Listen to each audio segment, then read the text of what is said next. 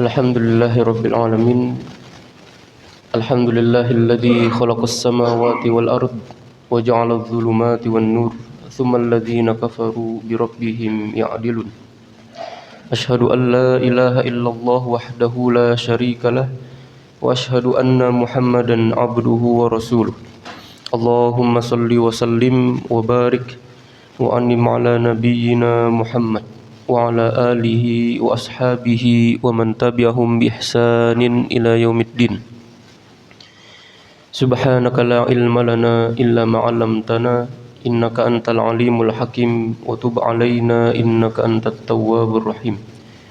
Allahumma 'allimna ma yanfa'una wanfa'na bima 'allamtana wa zidna ilma. Amma ba'd.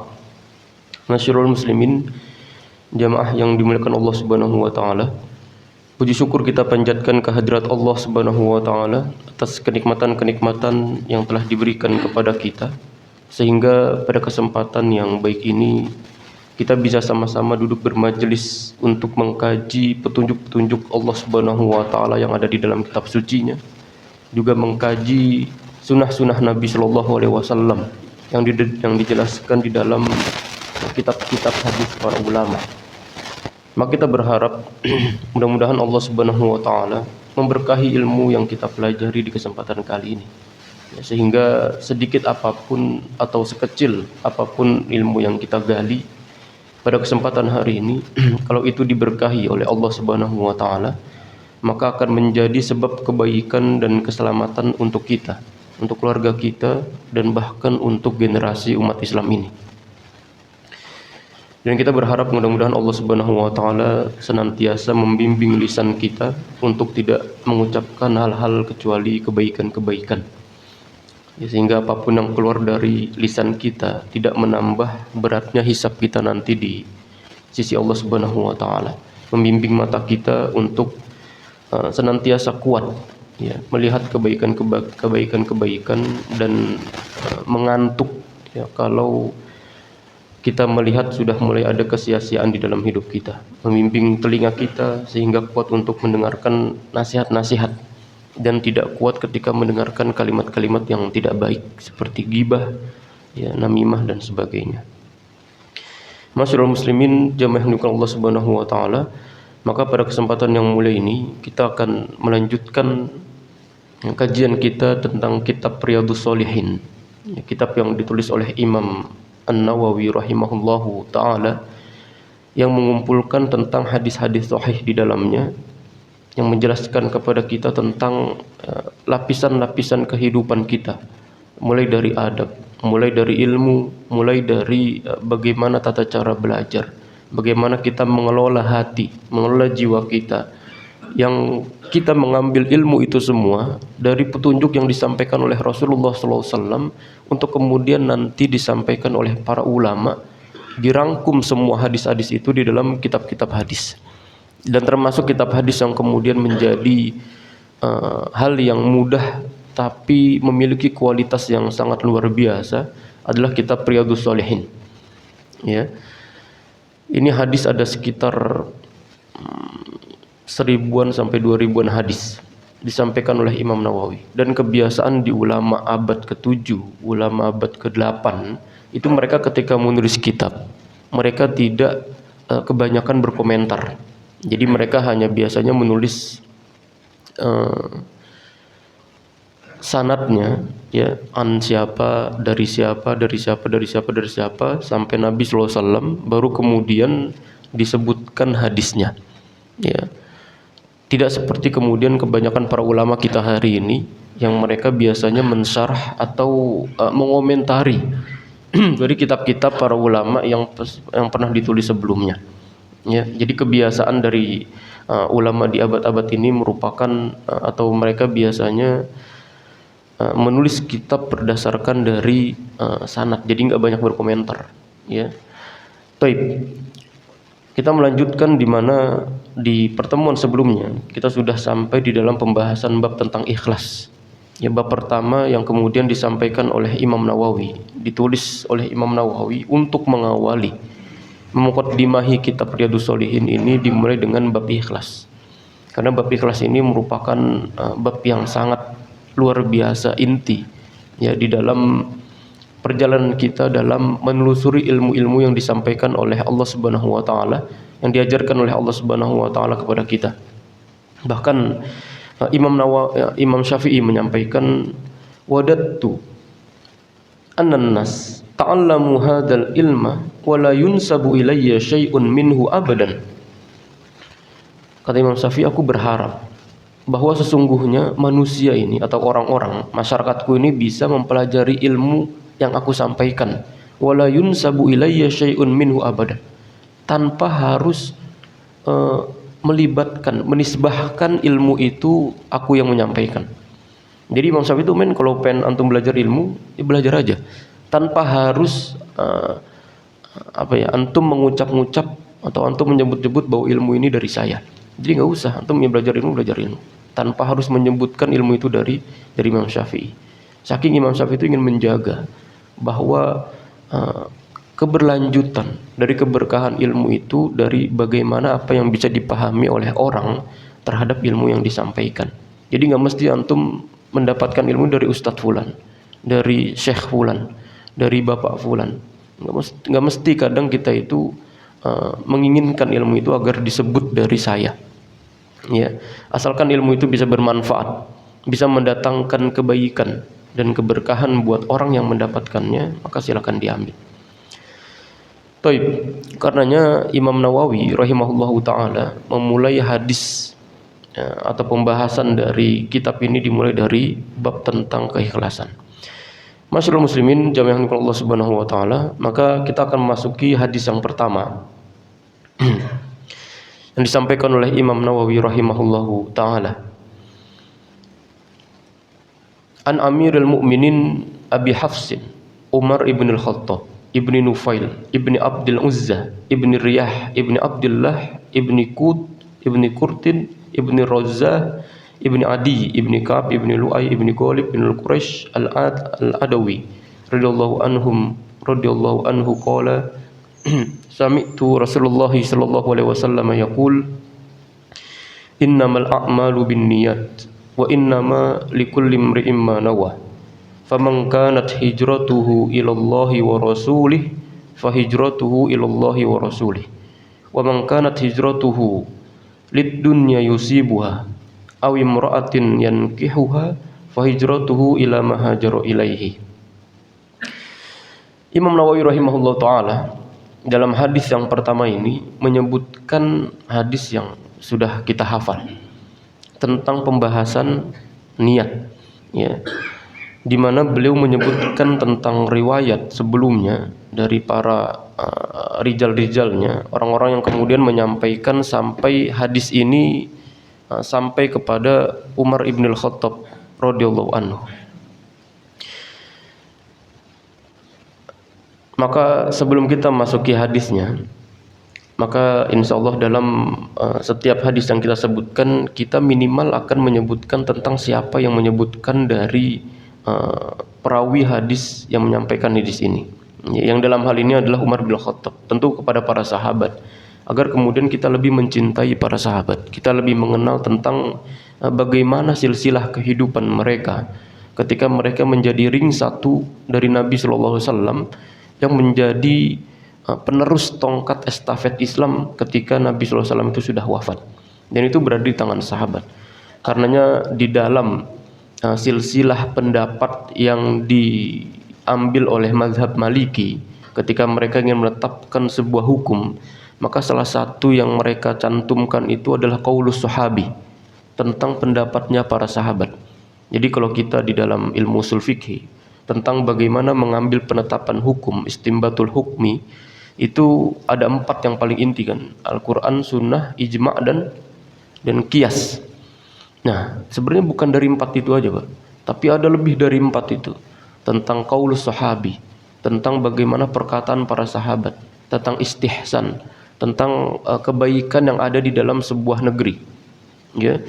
Ini merupakan hal-hal yang mesti harus kita lihat.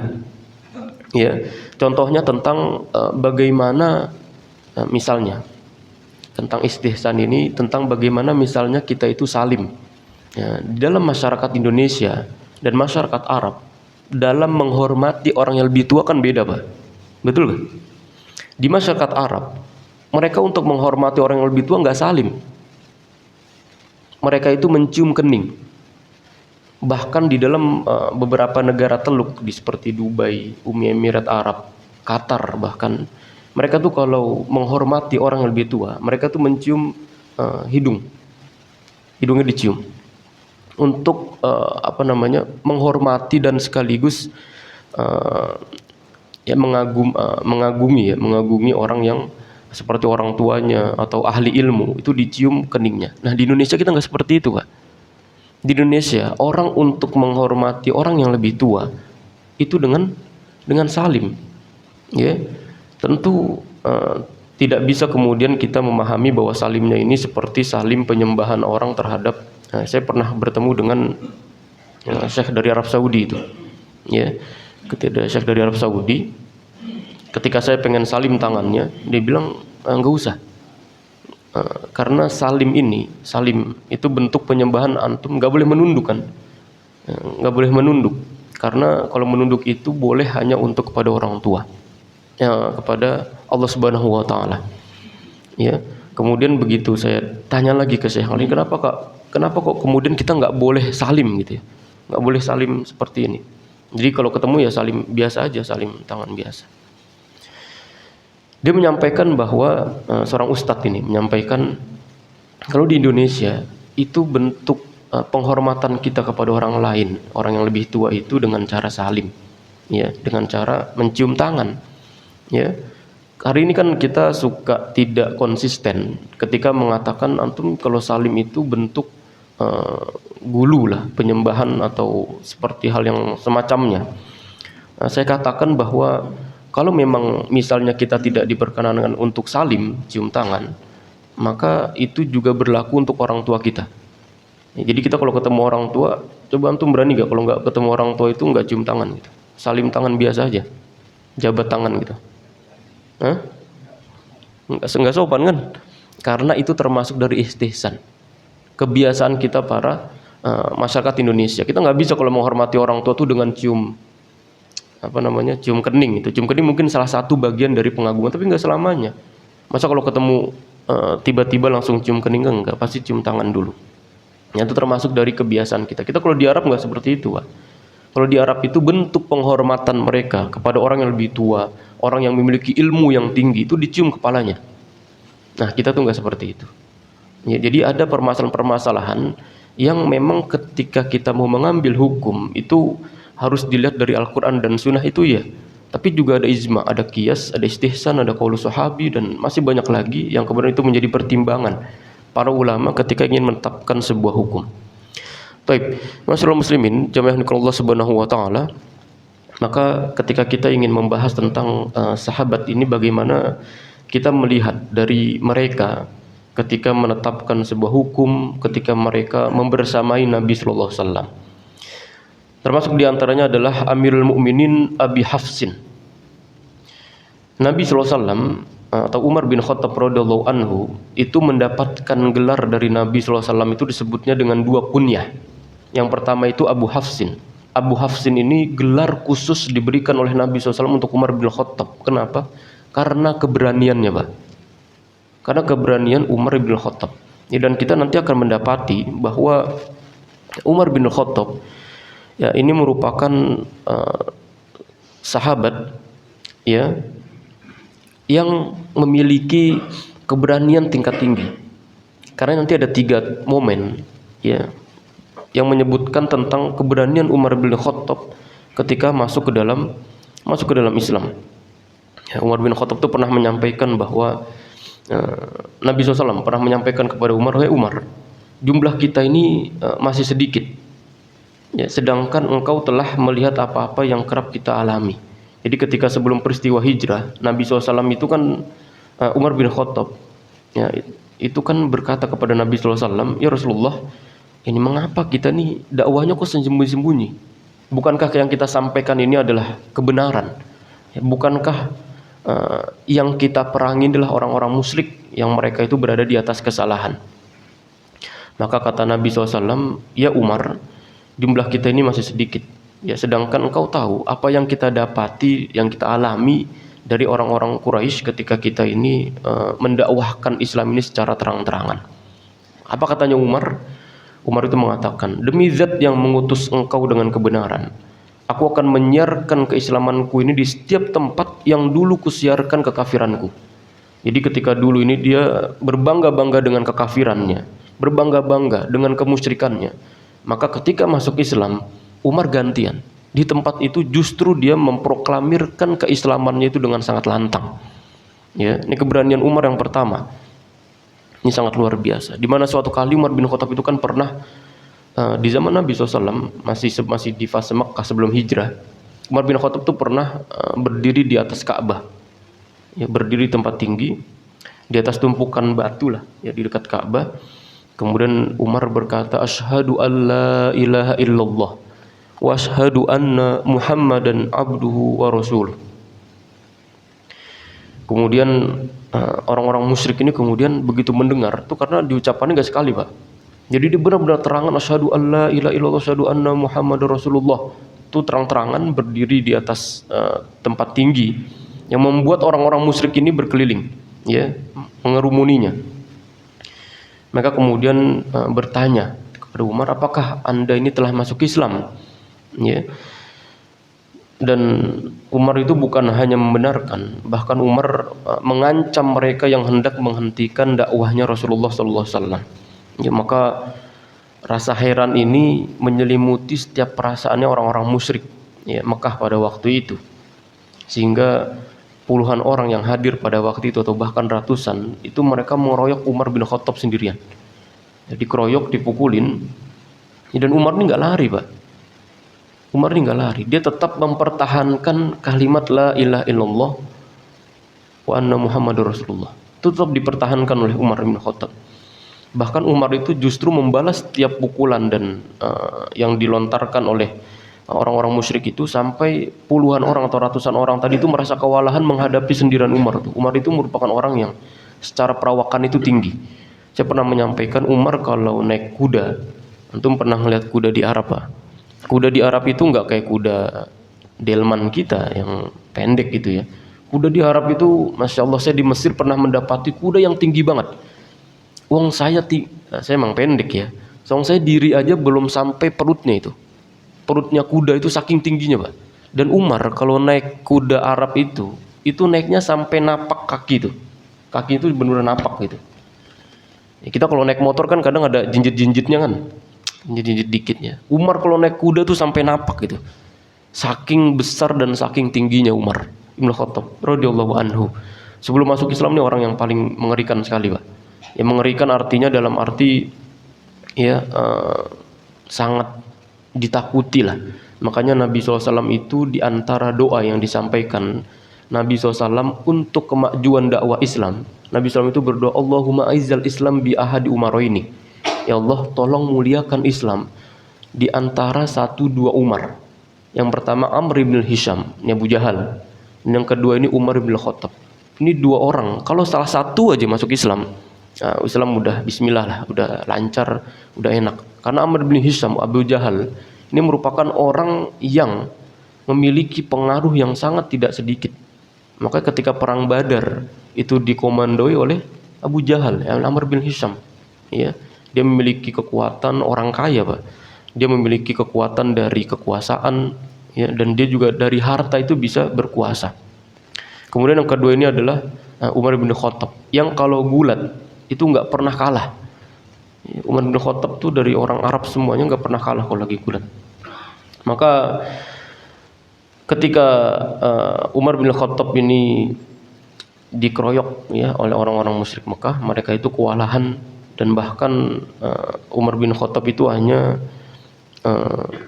memukuli mereka itu sendirian saja sampai kemudian mereka lelah. Ya, itulah yang kemudian Umar bin Khattab itu mendapatkan julukan dari Rasulullah SAW itu sebagai julukan Al-Faruq. Al-Faruq itu artinya pembeda. Al-Furqan dalam Al-Quran, Furqan itu artinya berbeda. Yang membedakan antara yang hak dan yang batil, yang benar dan yang salah. Maka itu gelar dari Umar bin Khattab radhiyallahu anhu. Dia nggak pernah takut-takutan kalau menyebutkan kalimat la ilaha illallah wa asyhadu anna Muhammadar Rasulullah. Itu Umar nggak takut. Jadi dia benar-benar menyampaikan apa adanya. Ya, kalau kita hari ini mungkin banyak menyebutkan itu di dalam kalimat, tapi ketika kita diuji benar-benar, itu banyak dari kita itu yang tidak sabaran. Ya, sehingga kalimat la ilaha illallah ini merasa kurang nilainya ketika kita mendapati keimanan kita ini tidak benar-benar meresapi dari kalimat tauhid tersebut. Baik. Bahkan bukan hanya itu. Di momentum yang ketiga, ini terjadi ketika Rasulullah SAW itu memerintahkan kaum muslimin untuk hijrah. Ya, di mana Rasulullah SAW itu kan sudah mengimbau kaum muslimin untuk hijrah dari Mekah ke Yasrib, ya, ke Madinah, karena kondisi dakwah di zaman itu sudah tidak bisa lagi memiliki kemajuan. Maka di antara yang kemudian diperintahkan Rasulullah SAW itu adalah berhijrah. Dan kaum muslimin ini hijrahnya kan sembunyi-sembunyi, Pak. Nabi SAW menyuruh para sahabat ini untuk pergi ke Madinahnya itu sembunyi-sembunyi pada waktu ketika masyarakat Arab itu tidak sedang berkumpul, ya, pelan-pelan, dan itu tidak banyak orang, tapi beberapa kloter, ya, baru kemudian hijrahnya itu sendiri-sendiri. Tapi beda dengan Umar bin Khattab. Umar bin Khattab ketika hijrah dengan sembunyi-sembunyi, terang-terangan, bahkan bilang langsung diumumkan di depan Ka'bah bahwa Umar bin Khattab itu ingin hijrah. Ya. Umar bin Khattab ini sengaja dia melewati gerombolan tokoh-tokoh Quraisy. Jadi mereka sedang, kalau orang-orang para sahabat yang lainnya itu diminta oleh Nabi SAW untuk sembunyi-sembunyi ketika hijrah, Umar bin Khattab itu justru sengaja memang, Pak. Ya, niatnya niatnya kayak ngeledek, ya, ngelewatin depan gerombolan tokoh-tokoh Quraisy. Ya, kemudian Umar berkata, aku akan meninggalkan kota ini menuju kota Yasrib, ya, kota Madinah. Maka siapa yang ingin ibunya itu menjadi janda, siapa yang ingin ibunya ini kehilangan putranya dan ingin anaknya ini menjadi yatim, maka silakan temui aku di depan Ka'bah. Jadi udah ditantang duluan. Di antum siapa yang istrinya mau jadi janda, kemudian ibunya mau menjadi kehilangan anaknya, atau anaknya ingin menjadi yatim, antum datang ke Ka'bah, ditantang sama Umar. Ya. Ada yang datang nggak? Nggak ada yang datang, Pak. Nggak ada yang datang. Itu saking luar biasanya Umar ketika sudah mendapatkan inti dari kalimat tauhid. Jadi ketika kita mendapatkan kecintaan, halawatul iman namanya, Pak, rasa manis di dalam iman kita, ya. Itu yang pertama kata Nabi SAW, an yakunallah wa rasulahu ahabbu ilaihi min siwaihima, di mana Allah Subhanahu wa taala dan rasulnya menjadi sesuatu yang dia cintai lebih dari apapun.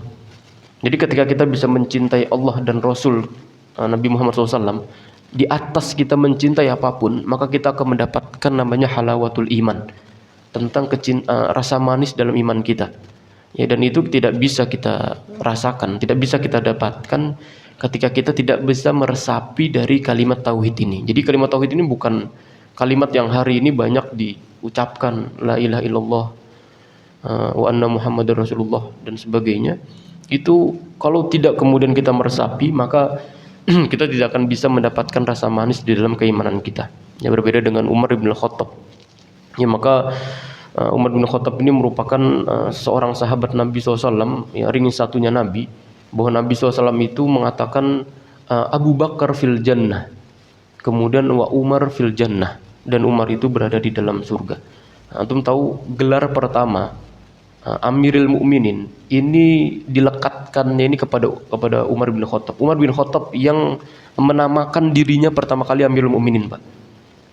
Ya. Sebelumnya itu enggak ada. Sebelumnya itu khalifah, namanya Khalifatu Rasulillah. Khalifah itu artinya pengganti. Ya, makanya khilafah itu artinya sebenarnya pengganti, ya. Makanya ketika Abu Bakar ini menjabat sebagai seorang khalifah pertama menggantikan Nabi Shallallahu Alaihi Wasallam, maka Abu Bakar ini menamai dirinya itu sebagai Khalifatu Rasulillah, penggantinya Rasulullah, khalifah. Dan ini benar, karena Abu Bakar itu setelah Nabi SAW wafat menjabat sebagai seorang khalifah, sebagai penggantinya Rasulullah SAW. Ya. Nah, ketika Umar menjabat, Abu Bakar sudah wafat nih. Ya. Kemudian Umar menjabat, maka Umar ini merasa heran, loh, Nanti kalau misalnya saya juga menyebutkan diri saya sebagai khalifah, lah nanti gimana nanti khalifah-khalifah setelahnya? Paham ya? Abu Bakar itu disebutnya khalifatu Rasulillah. Ini namanya kalau dalam bahasa Arab itu apa namanya? Ya khalifatu Rasulillah. Ya, saya lupa istilah dalam bahasa Arabnya itu. Ketika nanti Umar itu memimpin atau menjadi seorang khalifah pengganti Abu Bakar, maka Umar mengganti, bukan khalifatu Rasulillah. Karena nanti kalau Umar itu memimpin kemudian mengganti namanya menjadi khalifah juga, jadi namanya bukan khalifatu Rasulillah, tapi menjadi namanya khalifati Rasulillah. Ada dua. Dan nanti kalau Utsman menjabat, ada lagi namanya khalifati Rasulillah.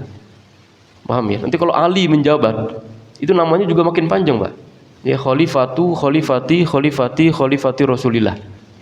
Nah, nanti kalau Muawiyah bin Abi Sufyan coba. Nanti kalau Umar bin Abdul Aziz. Nanti kalau Abu Ja'far al-Mansur dan para khalifah-khalifah setelahnya, kepanjangan namanya, Pak. Ya khalifati Rasulillah. Panjangan. Penggantinya Rasulullah kepanjangan. Maka Umar bin Khattab membuat sebuah inisiatif.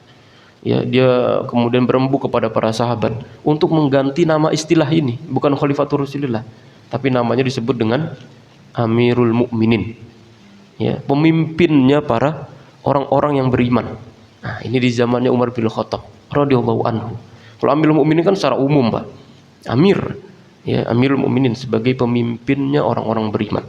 Makanya Umar di situ menetapkan sebuah syariat yang berlandaskan syariat Islam. Ya, namanya Amirul Mukminin. Dan bukan hanya itu, ya, bahkan Umar bin Khattab juga disebut oleh Nabi sallallahu alaihi wasallam, ya, disebut oleh Aisyah radhiyallahu anha sebagai seorang sahabat yang ketika melewati sebuah jalan dan di situ ada setan, ya, setannya malah yang pindah jalan, Pak. Ya, setannya malah yang nyari jalan lain. Itu saking luar biasanya Umar. Tadi dari segi perawakan aja udah serem, Pak.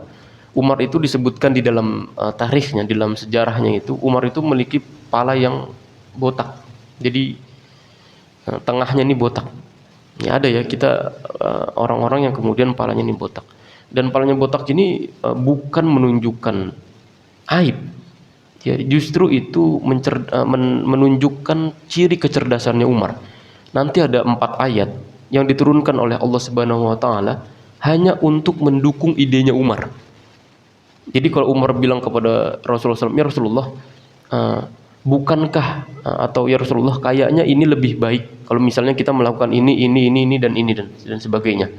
Maka pendapatnya Umar ini, idenya Umar itu di ACC oleh Allah Subhanahu Wa Taala sampai kemudian turun ayat. Dan itu bukan hanya 1, Pak, 4 kali. Ayat itu justru turun berdasarkan idenya Umar bin Khattab radhiyallahu anhu. Oh, sahabat luar biasa nih, sahabat cerdas. Yang pertama kali nanti menerapkan sistem Baitul Mal. Nah, kita tahu Baitul Mal dari mana? Ini dari zamannya Umar bin Khattab. Kita bahkan tahu sensus penduduk dari mana. Sensus penduduk kalau hari ini ya sudah agak kurang menarik ya. Karena kalau antum yang pernah ke luar negeri nih, Pak Haryadi, kita tahu di luar negeri itu KTP kita ini bisa berfungsi bukan hanya untuk sekedar nikah, Pak. Ya, kita kalau di Indonesia KTP kita ini fungsinya buat apa? Buat nikah, ya, buat bikin SKCK biasanya. Hanya sekedar itu. Tapi di luar negeri, di zaman kita nih sekarang, itu kan bukan hanya itu. Dia tuh bisa kemana-mana tuh bisa pakai kartu ini.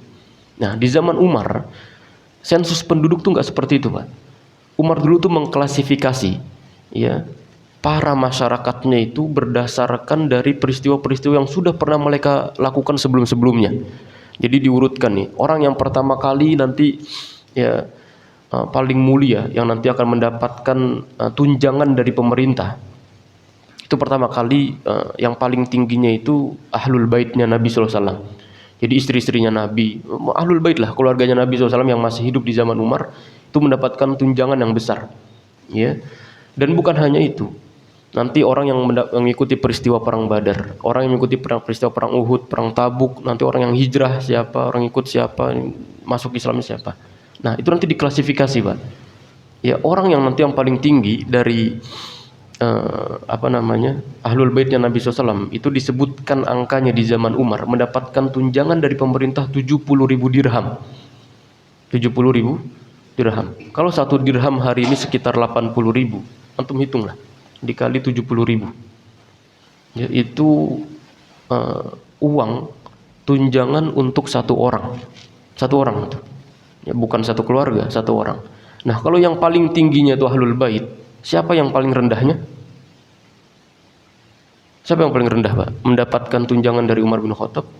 Yang paling rendah adalah orang yang baru masuk Islam pada waktu itu, atau orang yang baru lahir. Ya, orang anak baru lahir, baru kemudian mendapatkan tunjangan yang paling rendah lah, ya, paling sekitar berapa ribu dirham. Dan itu tunjangan dari pemerintah untuk masyarakatnya. Kita hari ini orang baru lahir dikasih tunjangan apa dikasih? Ya, itu makanya luar biasa. Dan banyak, Pak, negara-negara hari ini yang mengikuti konsep seperti itu. Antum kalau pergi ke Qatar yang nanti akan ada penyelenggaraan Piala Dunia, di Qatar itu atau di Dubai, ya, di negara-negara teluk itulah, Bahrain, itu mereka ketika baru lahir itu diberikan kebebasan untuk jadi lahirannya gratis yang pertama, kemudian pendidikannya itu sampai nanti dia kerja itu gratis, Pak. Ya, seharusnya kita punya program seperti ini kan. Ya, dari orang baru lahir sampai kemudian nanti dia sudah bekerja dan sebagainya itu sudah mendapatkan tunjangan yang menggratiskan hidupnya. Ya, luar biasa. Ini ketika didasari oleh bagaimana Umar bin Khattab itu mengelola harta Baitul Mal, yang kemudian hartanya ini diberikan juga kemaslahatan itu untuk rakyat. Pokoknya salah satu kaidah dalam sebuah peradaban, kalau pemimpinnya ini kaya, menikmati kekayaan dari masa jabatannya, maka otomatis rakyatnya ini pasti sengsara. Tapi kalau pemimpinnya ini susah, pemimpinnya ini karena pemimpin ini bagaimana bukan kita ini menaiki roda kepemimpinan ini untuk menjalankan kepentingan kita, Pak. Umar bin Abdul Aziz, ini di dalam sejarah itu banyak sekali tentang, salah satu nanti kalau kita membahas tentang para sahabat, maka yang pasti dilihat itu dari kepemimpinan mereka. Ya, tentang bagaimana mereka itu memimpin bukan negara saja, tapi bahkan keluarga, bahkan sahabat, bahkan kafilah yang sedang mereka perjalankan itu bagaimana mereka pimpin. Maka di antara mereka ketika diminta untuk menjadi pemimpin, nggak ada yang mau, Pak. Kenapa? Karena pemimpin itu tugasnya itu sangat sulit sekali. Ya, Imam Abu Hanifah itu bahkan sampai dicambuk, sampai dimasukkan ke dalam penjara. Kenapa? Karena saking nggak pengennya menjadi pemimpin. Padahal nggak ada lagi yang layak orang untuk menjadi pemimpin kecuali orang itu. Ya, tapi karena saking besarnya tanggung jawab yang harus diemban, maka kebanyakan dari mereka itu enggan untuk kemudian menjadikan dirinya itu sebagai seorang pemimpin. Baik, maka ini juga yang kemudian dimaknai oleh Umar bin Khattab radhiyallahu anhu, yang sangat takut ketika ada keledai yang tergelincir di Irak, padahal pusat pemerintahan pada waktu itu di Madinah. Umar bin Khattab itu takut kalau nanti ada keledai yang tergelincir di Irak hanya karena mendapati jalanan di Irak itu rusak. Ya, padahal luar biasa, dari Madinah ke Irak itu jaraknya jauh sekali. Tapi karena Umar itu saking takutnya nanti ada keledai atau ada hewan tunggangan yang jatuh tergelincir hanya karena mendapati jalanannya itu rusak. Ya. Nah, itu di zamannya Umar bin Khattab radhiyallahu anhu. Ya, jadi luar biasa tentang bagaimana Umar ini disebutkan, karena nanti gak heran ketika Umar juga salah satu dari sahabat Nabi SAW yang banyak membersamai Nabi dan banyak kemudian meriwayatkan dari hadis-hadis Nabi SAW. Maka dalam hadis ini Nabi SAW itu menyampaikan innamal a'malu binniyat, bahwa amal ini tergantung dari niatnya.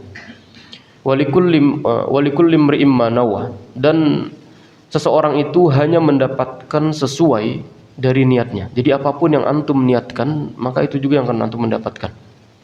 Imam Bukhari ini menyebutkan hadis tentang niat ini di awal kitab-kitab sahihnya.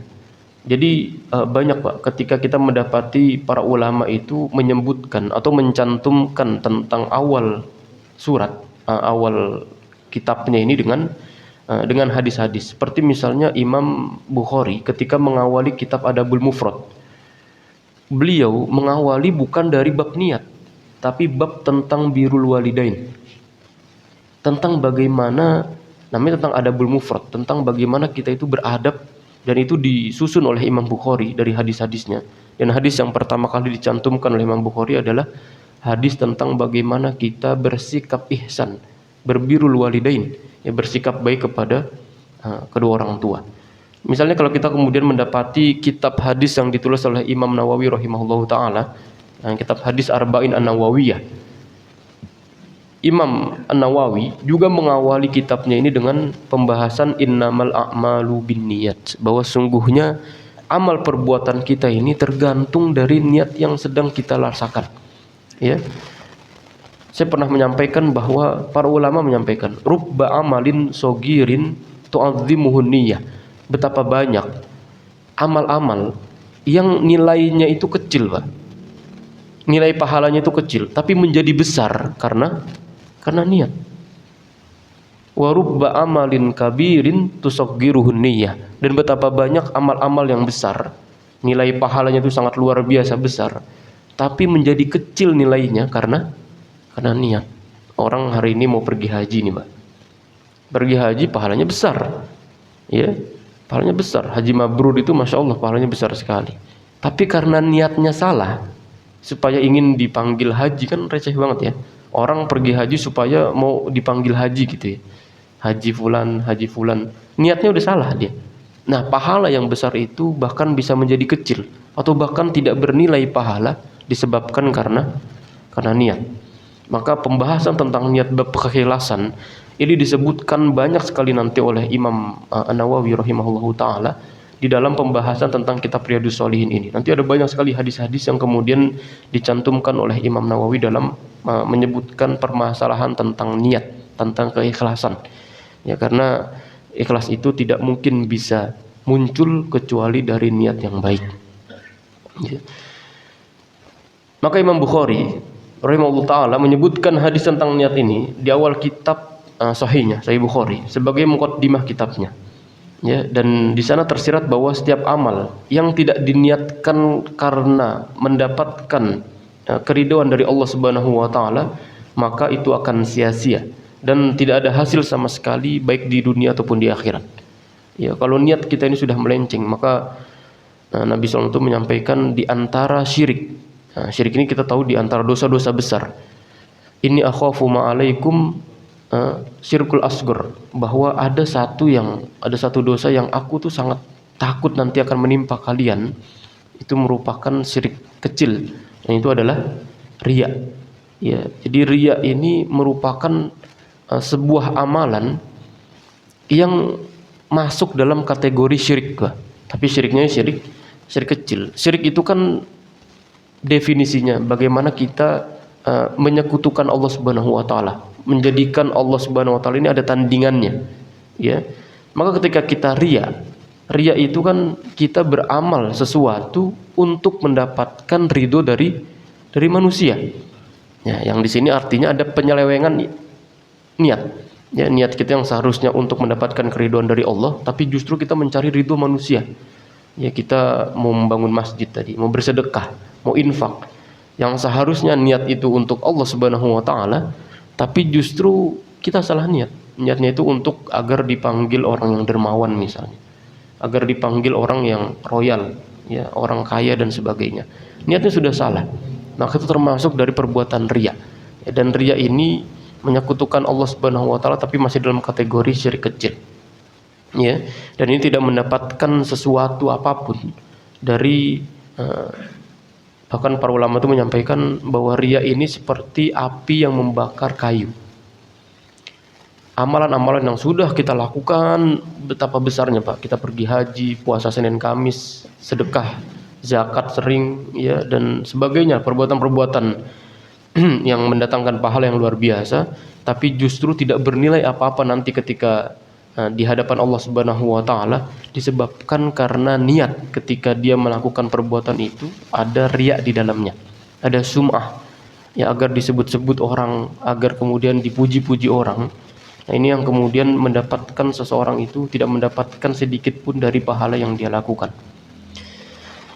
Imam Al-Mundhir menyebutkan dari Rabi ibn Khaisam, dia berkata bahwa segala sesuatu yang tidak diniatkan mencari keridhaan Allah Subhanahu wa taala maka akan sia-sia.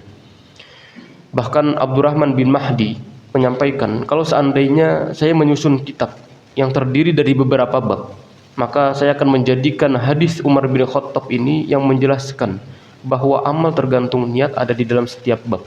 Jadi kita kalau di dalam buku itu kan mendapati ada bab-bab semuanya, bab tentang ini, bab tentang ini, bab tentang ini, bab tentang ini. Nah, Imam Abdurrahman bin Mahdi ingin menjadikan setiap bab itu diawali dengan hadis innamal a'malu binniyat.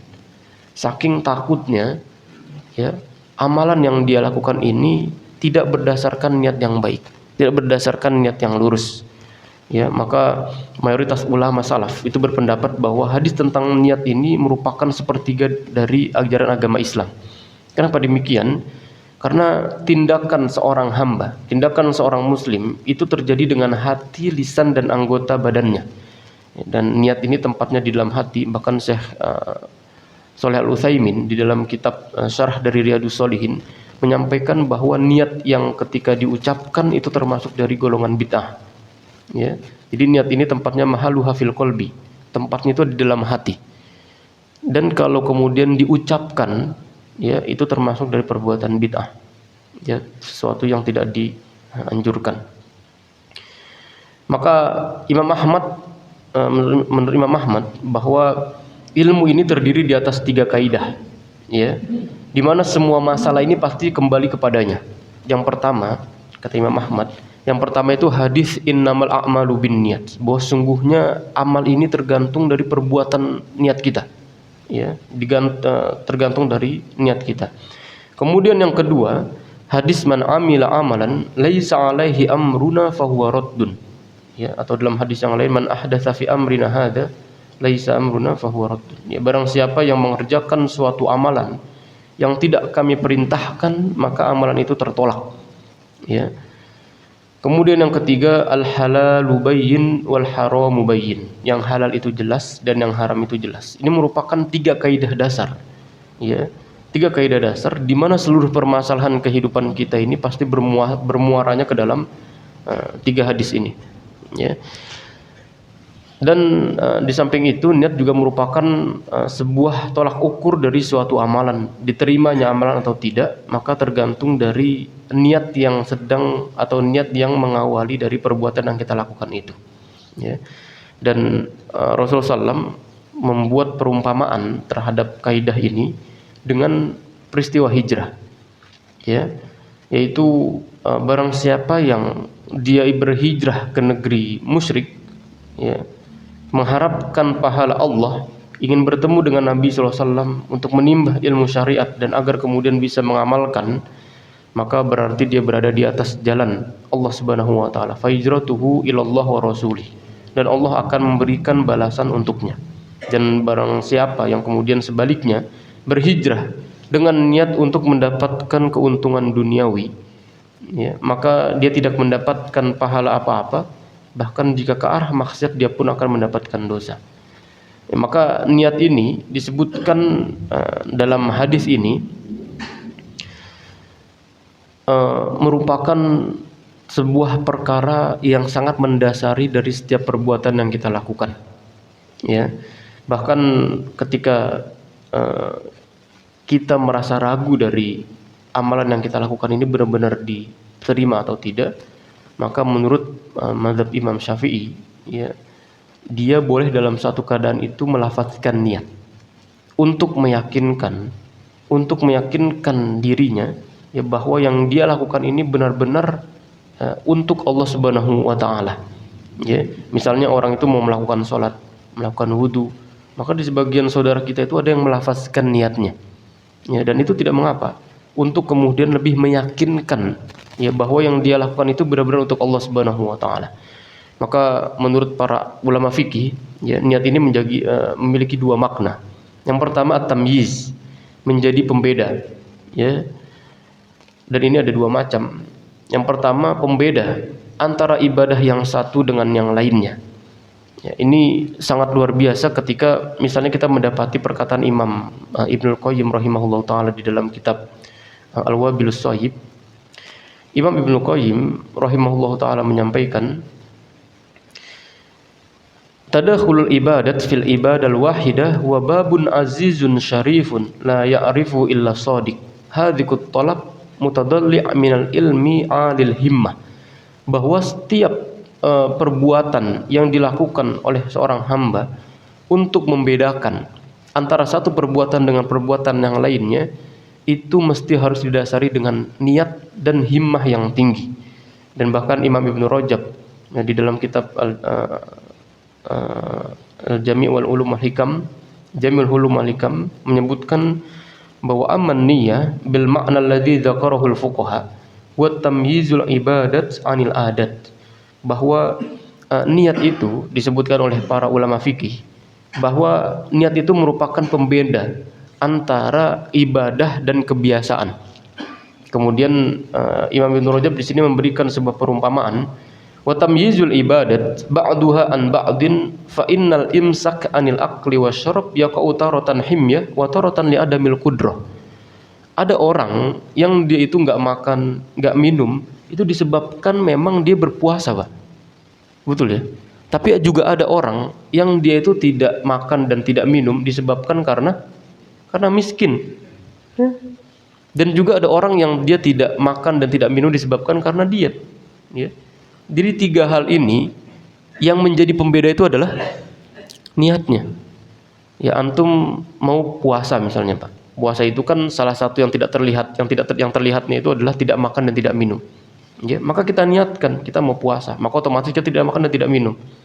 Tapi kalau karena kebetulan juga di rumah tidak ada makanan dan tidak minum, tidak ada makanan juga tidak ada minuman, ya, dan kita juga tidak makan dan tidak minum, itu tidak bisa dibilang berpuasa kalau kita tidak niat. Karena ada orang yang diet juga dia nggak makan dan nggak minum, Pak. Niatnya itu bukan karena puasa, niatnya karena diet. Jadi semua itu didasari dari bagaimana seseorang ya meniatkan sebuah perbuatannya itu untuk mendapatkan apa yang dia yakini. Ya, semua itu tergantung dari niat. Kita mau sholat misalnya, sholat ini kan juga beda-beda. Ada sholat wajib sama sholat sunnah. Ya, sholat sunnah nggak bisa digabung sama sholat wajib.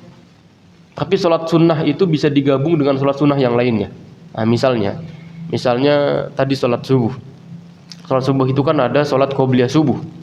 Ketika kita masuk ke dalam masjid, ternyata qadarullah waktu timernya ini tinggal 3 menit, Pak.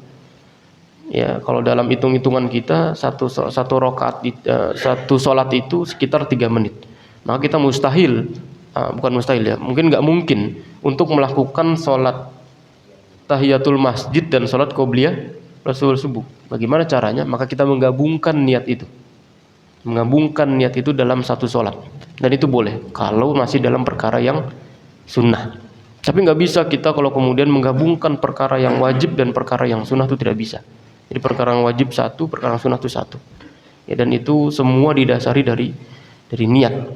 Ya, maka Imam Nawawi rahimahullahu taala di dalam atau para ulama fikih tadi menyebutkan bahwa niat ini menjadi tamyiz, menjadi pembeda dari ibadah yang satu dengan ibadah yang lainnya.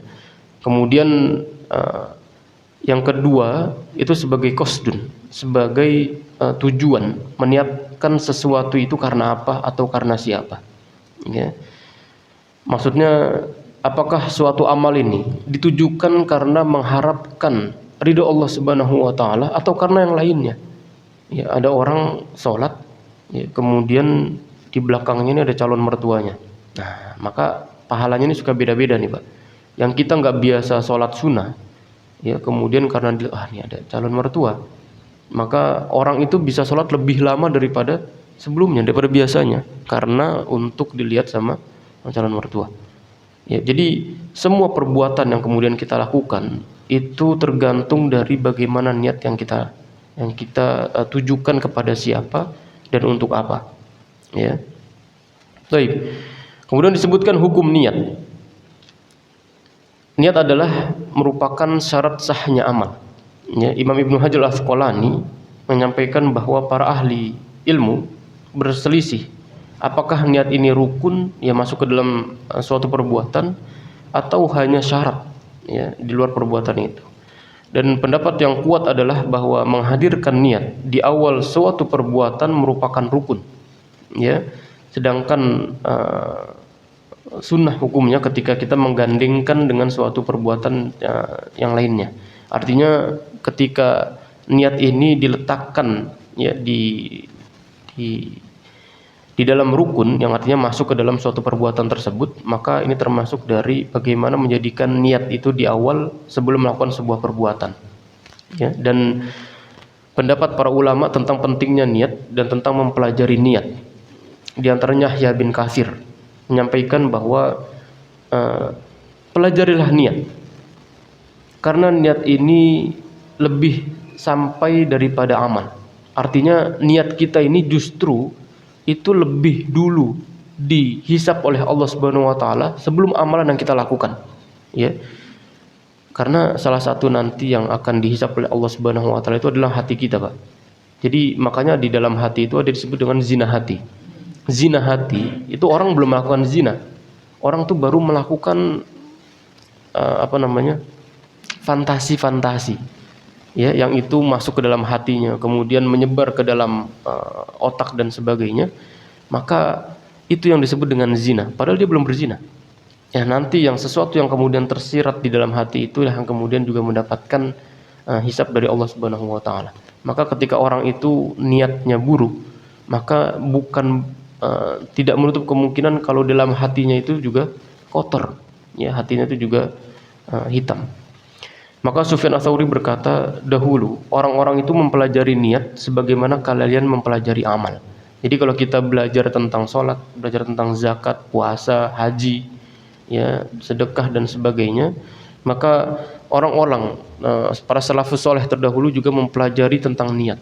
Ini bagaimana menghadirkan niat dalam hati. Makanya salah satu pembahasan yang menghadirkan tentang niat yang lurus itu tentang bagaimana kita mentazkiyatun nafs, Pak. Tentang membersihkan diri kita dari penyakit-penyakit hati. Ya, karena penyakit-penyakit hati ini yang justru nanti akan menggerogoti setiap lapisan di hati kita itu, sehingga tidak bisa muncul niat yang ikhlas, niat yang baik. Kenapa? Karena semuanya itu sudah berada di dalam pengaruh penyakit-penyakit hati. Ya, riya, ya sombong, ya hasad, ya macam-macam lah penyakit-penyakit hati itu, yang kalau kemudian tidak dipelajari oleh setiap hamba, maka hatinya ini akan dikuasai oleh niat-niat buruk. Yahya bin Katsir menyampaikan bahwa niat ini lebih sampai daripada amal. Karenanya Abu Bakar As-Siddiq radhiyallahu anhu dia dapat mengungguli orang-orang Khawarij. Orang-orang Khawarij kita tahu, Pak. Dia dari segi amal itu membuat para sahabat aja minder. Ya, orang-orang Khawarij ini kalau sholat itu masya Allah, sholatnya itu sampai panjang, khusyuk dan banyak. Bahkan orang-orang Khawarij juga kalau kemudian baca Al-Quran, itu baca Al-Quran itu masya Allah lama, khusyuk, ya, ayatnya banyak, berjus-jus dibaca. Membuat para sahabat ini juga merasa minder juga dengan amalan-amalan yang dilakukan oleh Khawarij. Maka Yahya bin Katsir menyebutkan Abu Bakar bisa mengungguli amalan-amalan yang dilakukan oleh orang-orang Khawarij disebabkan karena niat. Ya, niat yang ikhlas, ya, yang ditunjukkan oleh Abu Bakar hanya untuk mendapatkan ridha dari Allah Subhanahu wa taala, ya, maka mengungguli dari ibadah-ibadah yang dilakukan oleh orang-orang Khawarij. Kemudian Imam Ibnu Hazm rahimahullah taala mengatakan bahwa niat itu rahasia suatu ibadah dan ruhnya. Jadi ruh kita ini berasa, ya, ibadah yang sedang kita lakukan ini lebih berasa, jiwanya, ruhnya itu kita dapatkan karena niat yang ada di dalamnya. Baik, masyarakat muslimin jamaah yang dimuliakan Allah Subhanahu wa taala, maka ini merupakan sebuah penjelasan dari tentang bagaimana menghadirkan niat itu di dalam kehidupan kita, dan tentu masih banyak sekali yang kemudian kita bahas dari niat-niat yang disampaikan oleh para ulama ketika menjabarkan tentang hadis Nabi Shallallahu Alaihi Wasallam, innamal a'malu binniyat. Insyaallah kita akan lanjutkan ini di pertemuan selanjutnya, ya, tentang bagaimana menghadirkan niat di dalam kehidupan kita agar setiap perbuatan, amal-amal soleh, amal perbuatan yang kita lakukan mendapatkan bimbingan dan mendapatkan petunjuk dari Allah Subhanahu wa taala disebabkan karena niat yang kita rasakan dan kita hadirkan di dalam hati. Wallahu a'lam bishawab. Semoga yang sedikit ini bermanfaat. Aku qouli hadza wa astaghfirullah li wa lakum Subhanakallahumma wa bihamdika asyhadu an la ilaha illa anta astaghfiruka wa atubu ilaik. Assalamualaikum warahmatullahi wabarakatuh.